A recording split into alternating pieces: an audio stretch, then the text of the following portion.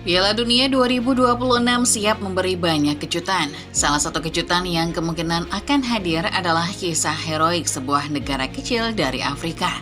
Sebuah negeri yang dahulu tidak dikenal, antah berantah tetapi saling mengukir sejarah. Cape Verde atau Tanjung Verde berpotensi cetak sejarah pertama kalinya lolos ke Piala Dunia. Meski tak banyak dikenal, negara yang satu ini justru bak underdog yang menakutkan. Penasaran semengerikan apa Cape Verde atau Tanjung Verde? Starting 11 Moment kali ini akan mengulas profil Cape Verde, si calon debutan Piala Dunia 2026. Simak kisah berikut ini.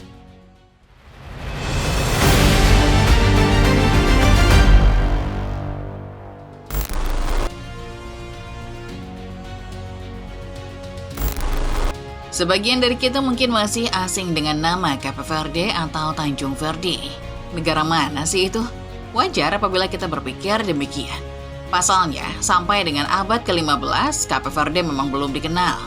Wilayahnya yang terdiri dari pulau-pulau vulkanik kecil bahkan belum berpenghuni kala itu. Cape Verde menyimpan sejarah kelam yang mungkin tidak kita ketahui. Kedatangan bangsa Portugis pada abad ke-15 membawa berkah sekaligus bencana. Sejak kedatangan bangsa Portugis, ekonomi berkembang pesat di wilayah ini. Namun Cape Verde pada masanya dikenal sebagai negara pusat perdagangan budak Afrika.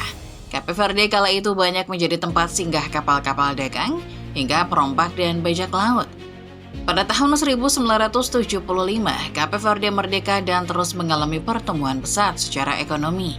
Wilayah Cape Verde yang berupa kepulauan-kepulauan kecil membuat negara ini tidak dibekali banyak sumber daya. Namun karakteristik wilayah tadi menjadi daya tarik banyak wisatawan dunia, sehingga sektor pariwisata menjadi salah satu sektor andalan perekonomian Cape Verde. Masa lalu Cape Verde sebagai negeri persinggahan perdagangan, bajak laut, dan perompak akhirnya membuat keturunan dari negara satu ini menyebar ke seluruh dunia. Catatan beberapa sumber menyebut Cape Verde punya banyak diaspora alias penduduk keturunan yang menyebar di seluruh dunia. Populasinya bahkan disebut 2 kali lipat populasi masyarakat yang menetap di Cape Verde itu sendiri. Pada tahun 2022, Cape Verde diketahui mempunyai populasi penduduk sekitar 592.000 jiwa.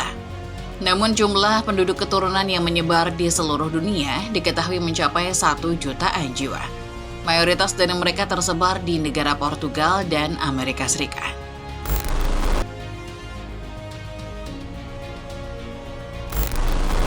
Dalam aspek sepak bola, Cape Verde punya sejarah panjang. Olahraga si kulit bundar menjadi olahraga yang paling diminati di negara ini. Federasi Sepak Bola Cape Verde dibentuk pada 1982. Mereka menjadi anggota dari Badan Sepak Bola Dunia FIFA pada 1986 dan menjadi bagian dari Asosiasi Sepak Bola Afrika (CAF) pada tahun 2000. Meski masyarakatnya menggilai sepak bola, Cape Verde cuma negara kecil di turnamen African Cup of Nations atau AFCON. Di ajang sepak bola regional Afrika ini, Cape Verde sering jadi bulan-bulanan. Cape Verde 4 kali lolos ke putaran final, tapi capaian terbaik mereka cuma sampai perempat final. Kisah heroik terjadi pada tahun 2013, tahun di mana Cape Verde pertama kali ikut serta dalam turnamen AFCON. Cape Verde mengukir sejarah, langsung lolos ke perempat final edisi tersebut. Sayang, perjalanan mereka terhenti oleh Ghana setelah takluk 2 gol tanpa balas. Cape Verde kembali ikut serta pada edisi 2015, tapi kali ini nasib mereka tak semujur edisi sebelumnya. Cape Verde gugur di babak grup setelah hanya bisa finish di urutan ketiga grup B. Skuad Hiu Biru yang memperoleh 3 hasil imbang kalah produktivitas gol dari Kongo. Sempat absen di 2 edisi, yakni pada 2017 dan 2019, Cape Verde kembali mengikuti ajang AFCON pada 2021 dan 2023. Mereka selalu berhasil lolos dari babak grup, namun seperti edisi 2013, si Hiu Biru tak pernah melaju lebih jauh dari perempat final.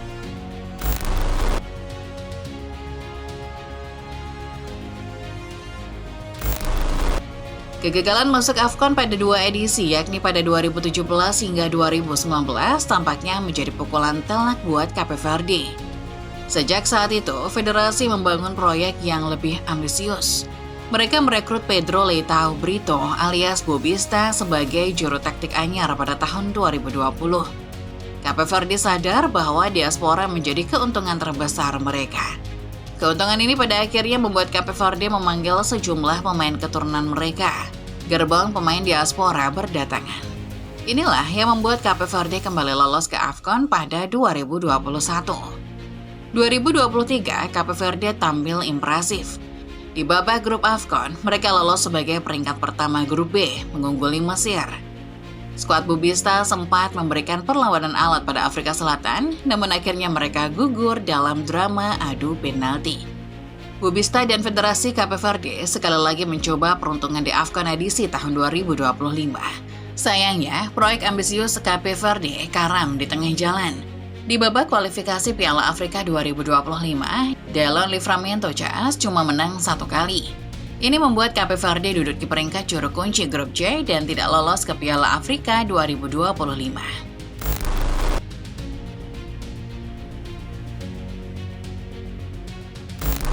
Sejarah mungkin mencatat kalau Cape Verde cuma 4 kali lolos Piala Afrika.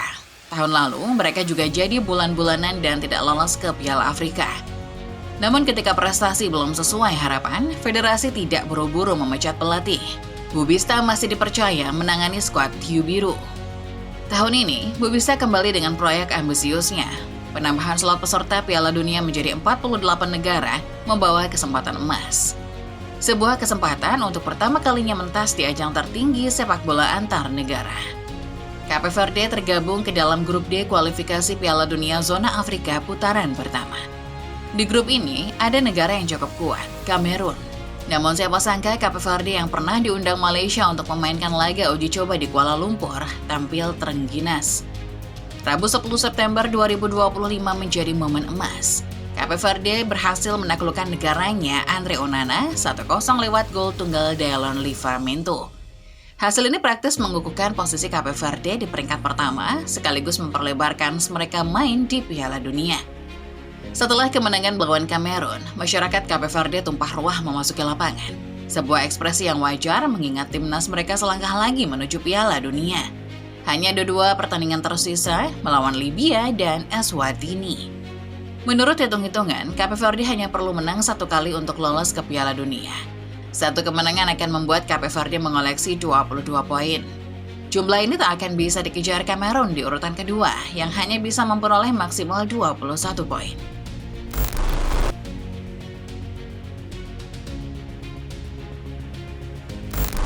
Kembali ke poin awal, Cape Verde memang sebuah negara kecil.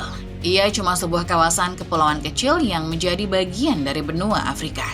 Namun di balik statusnya sebagai underdog, Cape Verde adalah sosok underdog yang mengerikan. Sosok yang kuat bukanlah orang yang selalu menang. Sosok yang kuat adalah sosok yang sadar akan kekuatan dan kelemahan. Cape Verde adalah sosok demikian. Mereka sadar diaspora adalah kekuatan terbesar. Dengan populasi diaspora sekitar 1 jutaan jiwa, Cape Verde punya banyak pemain keturunan. Nama-nama besar yang pernah malang melintang bahkan tercatat punya garis keturunan negara yang satu ini. Mulai dari Luis Nani, Gelson Martins, Elise, hingga Henrik Larsson. Bahkan Cristiano Ronaldo diketahui punya keturunan Cape Verde. Disinilah, sebagai negara yang bukan kekuatan besar, Cape Verde sadar kalau sukses tidak dibangun dengan instan.